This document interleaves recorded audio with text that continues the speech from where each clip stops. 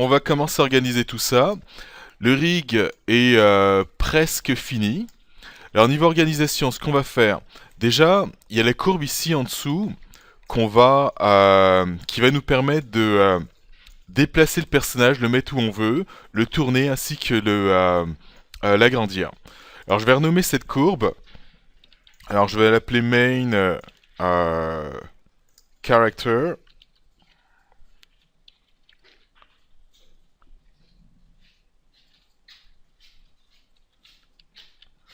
Et CTRL. Alors, on avait vu au cours précédent, c'est-à-dire l'effet de double transformation, et ce qu'on sait, c'est que le squelette ainsi que la géométrie ne doivent pas être au même niveau si jamais on veut déplacer l'ensemble. Euh, alors, ça va être assez simple faire cela. Alors, la seule chose que je vais vérifier, c'est la hiérarchie, c'est-à-dire par rapport à mon hip control, ça. D'ailleurs, je vais changer la rotation ici, reset. Et par rapport à ça. Donc là, en ce moment, quand je me mets à déplacer tout ça, bah, ce que j'aimerais, c'est que j'aimerais que ça suive, et ainsi que toutes mes hiérarchies qui me permettent de contrôler le personnage.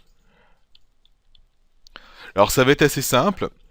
Donc je vais prendre cette courbe-là qui s'appelle Lily COG, Center of Gravity, et ce que je vais faire, c'est que je vais faire en sorte que le groupe qui contrôle cette courbe-là, ainsi que le groupe qui contrôle la chaîne de joints ici, soient les enfants de ça. Ok? Alors je vais les trouver. Alors là j'en ai un ici qui est hip control et l'autre ici qui est spine. Donc ça va être ces deux-là qui vont être les enfants du carré que j'ai là. Alors edit parent ou encore P. Et là on peut essayer tout ça. Donc si je prends ma courbe qui est là, bah, je suis capable de déplacer l'ensemble du personnage. Et les deux enfants, on va dire, de cette courbe-là, bah, j'ai toute ma hiérarchie, c'est-à-dire en FK des courbes qui contrôlent spine, clavicule, etc., ainsi que la tête. Et de l'autre côté, j'ai la hiérarchie qui permet de contrôler juste la hanche. Pour le reste, ça risque d'être pas mal très facile. Alors je vais y aller, on va dire, de façon très très grossière. Et ce que je vais faire, c'est que je vais faire en sorte que cette courbe-là soit le parent de quasiment tout l'ensemble. Et ensuite, je vais organiser l'ensemble pour que ce soit un petit peu plus beau. Donc, la courbe, ça va être le parent. Et là, l'ensemble, je les prends. Et on va voir ce que ça donne. Alors, je dis l'ensemble, dans la réalité, ça va être tout sauf la géométrie. Donc, je prends tout sauf le groupe géométrie. Et ça, je prends ça. Et je fais edit parent ou encore parent. Et quand c'est fait, je teste l'ensemble et on va voir ce que ça donne. Donc là, je suis capable de déplacer tout mon personnage entièrement. Ça, c'est parfait. Je vais essayer de faire des rotations. Aussi, je peux en faire. Donc ça va. Et là, on va essayer le scale. Et le scale semble fonctionner. Donc tout est bon. Alors j'oublie pas de faire une sauvegarde de temps en temps. Alors je vais faire un save, file, save scene as. Ensuite, on a vu que les courbes, ça fonctionnait. Donc du coup, ce que je vais faire, c'est que je vais prendre le main character ici, ainsi que la géométrie. Et avec tout ça, je vais en faire un groupe. Et ça va représenter, on va dire, une seule node, un seul personnage. Alors ce groupe, je vais lui donner un nom. Alors ce personnage, de ce que j'ai vu, c'est nom c'était Lily. Alors je vais juste vérifier comment ça s'écrit. Alors un seul L. Ok, on changera ça. Et underscore groupe. Donc là, j'ai qu'une seule node. Et ce que je vais faire aussi plus tard, je vais faire un lock and hide sur tous les paramètres de ce groupe parce que je veux pas que l'animateur, on va dire, touche à ce groupe-là. Alors ce groupe, c'est juste une question d'organisation. On a quelque chose de fonctionnel. Maintenant, je vais y aller un petit peu plus niveau organisation. Donc là, j'ai la géométrie. Ça, je vais ouvrir ça. Et ce que je pourrais faire, c'est mettre les éléments similaires ensemble. Qu'est-ce qu'on a? On a foot, ni foot. Alors tout ça, c'est pour le contrôle des pieds. Alors 1, 2, 3, 4, 5, 6. Donc j'en ai 6. Donc qu'est-ce qu'on a? On a ces deux courbes-là qui sont là. On a également les groupes, en fait les courbes ici pour contrôler les pieds. Et on a en plus de tout ça, c'est-à-dire les groupes où il y a toutes les hiérarchies. Donc je vais prendre tout ça. Alors 1, 2, 3, 4, 5, 6. Et CTRL G. Et ça va être le groupe Fit. Donc rapidement, je sais que les pieds vont se trouver sous ça. Ensuite, ça c'est le squelette, je vais le mettre tout en haut ici. Alors le squelette, je ne l'ai pas déplacé dans la hiérarchie, c'est-à-dire il est en dessous toujours de cette courbe-là, mais c'est juste au niveau visuel, je l'ai mis là. Ensuite, qu'est-ce qu'on a? Ça, ce sont les bras. Donc on a les bras en IK, côté gauche, côté droit, ainsi que les courbes pour contrôler les coudes. Alors je vais mettre tout ça ensemble. Alors switch FKIK que je vais ajouter dans tout ça. CTRL G. Et ça, je vais appeler ça bras.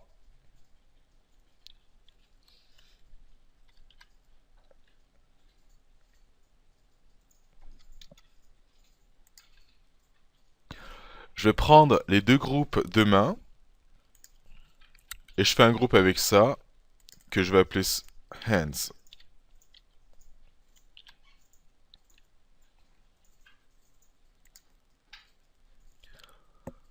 Alors, va falloir que je cache quelques éléments. Je vais commencer au niveau de mes layers, de façon à tout simplement les enlever. Donc j'ai choisi tous mes layers, et je vais aller sous Layers, et je vais choisir, alors il est au Delete Selected Layers. Donc là, j'ai plus aucun layer. Ensuite, alors il y a certains éléments que je veux cacher. Alors j'ouvre de nouveau le Outliner. Alors le squelette, en temps normal, je ne devrais pas en avoir besoin du squelette, donc je pourrais le cacher, je vais aller chercher. On va aller sous ça, le groupe squelette. Alors j'en ai un qui est déjà caché, c'est mon bind, et là c'est le contrôle. Alors j'ai le choix, soit j'appuie sur H pour le cacher, ou sinon, si pour une raison X j'ai besoin de le voir, dans ce cas-là, je pourrais créer un layer pour le squelette. Alors, je vais y aller sans layer, delete layer, et je vais tout simplement le cacher. Alors qu'est-ce qu'on a d'autre qu'on pourrait cacher? Ce qui pourrait être intéressant, c'est au niveau des courbes, les cacher de façon à ce qu'on puisse voir à quoi ressemble la pose sans les courbes. Donc, qu'est-ce que j'ai? J'ai les pieds ici, là j'ai les bras. Alors je vais prendre tout ça, les pieds, ainsi que ça. Alors ces quatre-là, donc celui-là, on a tout le contrôle, on va dire, tête, euh, des bras en FK, etc. Les courbes des pieds qui contiennent également les pôles vecteurs pour les genoux.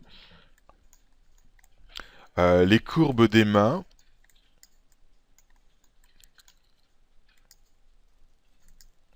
Enfin, des doigts exactement. Alors ça, j'aurais peut-être... Bon, fingers. Ouais. Bon. Ouais, bon, je peux le laisser à main, mais en fait, c'est les doigts exactement. Je pense que je vais renommer ça.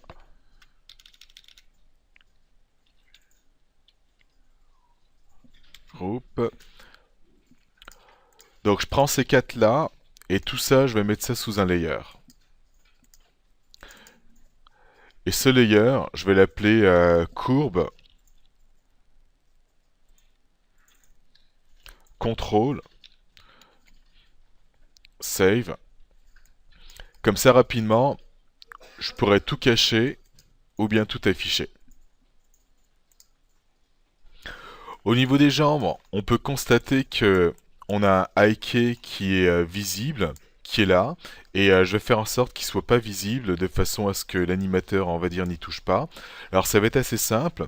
Alors dans mon organisation, euh, alors j'ouvre, je vais au niveau du rig qui est là.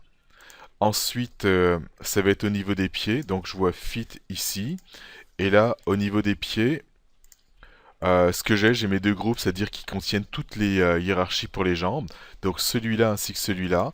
Et je vais mettre leur visibilité à off. Donc visibilité ici, off. Et là, c'est réglé.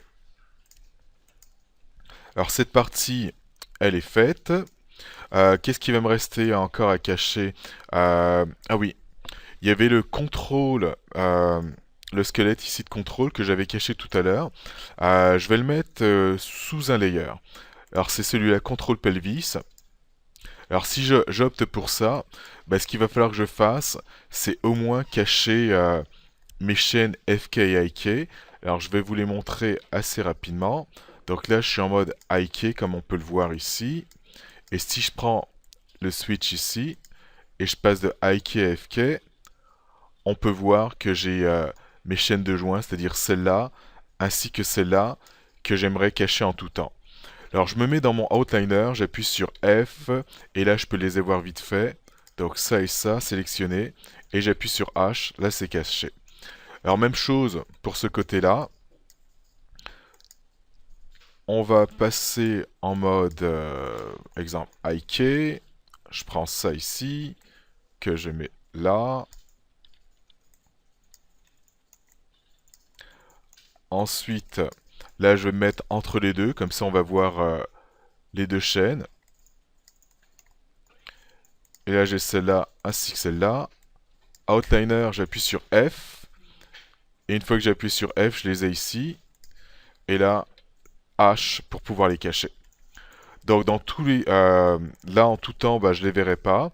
Et maintenant, je vais pouvoir créer ce layer qui va contenir tout le squelette.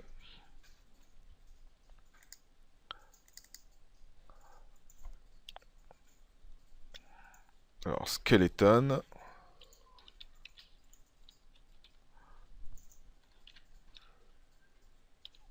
Alors, LYR pour dire que c'est un layer. Save. Donc là, je le cache. Je vais le mettre en référence. C'est fait. Et ça, je vais rajouter LYR pour ça. Je vais tout remettre en place maintenant.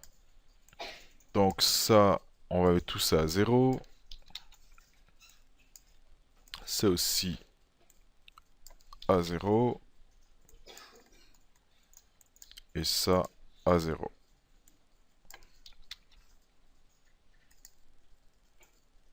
Pour chacune des courbes, je vais me débarrasser des attributs qui sont pas utiles. Alors si je prends exemple au niveau du bras, qui est du FK, bah, sans doute je vais faire des rotations. Alors dans le cas du coude, c'est sûr qu'on peut pas, on va dire, tourner comme ça, mais je vais le garder juste au cas où, ça pourrait peut-être aider l'animateur. Donc je le garde. Par contre, une chose qui est sûre, c'est les translations, ça me donne pas un bon résultat.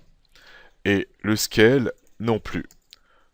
Donc ça va se résumer pas mal à, pour quasiment toutes mes courbes FK. Alors là j'ai ça, je vais avoir le cou, la tête bien entendu. Et d'un seul coup, ce que je pourrais faire, c'est prendre tous les scales, lock and hide selected, et ensuite les translate et faire la même chose, lock and hide selected. Alors, il va falloir que je passe à travers chacune des courbes et que je détermine si c'est utile ou pas. Comme ça, ici, il va falloir que je détermine comment ça va être utilisé et que j'enlève ce qui manque. Alors ça va être pour le côté, on va dire, enlever les paramètres non utiles pour l'animateur. Ensuite, ce qu'on pourrait faire, c'est aussi changer les couleurs de ces courbes et on pourrait utiliser comme convention tout ce qui va être côté gauche du personnage, le mettre en bleu et tout ce qui va être le côté droit, le mettre en rouge et le centre en jaune. Alors je vais vous montrer comment on fait ça rapidement. Je prends la courbe ici, CTRL A pour avoir accès au Attribute Editor. Je m'assure ici d'être dans la shape et je vais aller sous Object Display. Ensuite, Drawing Override. On va pour commencer l'activer. Et ensuite au niveau de la couleur, c'est là qu'on va pouvoir changer la couleur. Et là, oh, j'ai pas pris le bon objet. C'est la courbe que je voulais prendre. Bon, je vais recommencer. Donc j'active. Et là on va changer la couleur pour du jaune. Donc là ça a marché. Et ça je vais le remettre comme il était.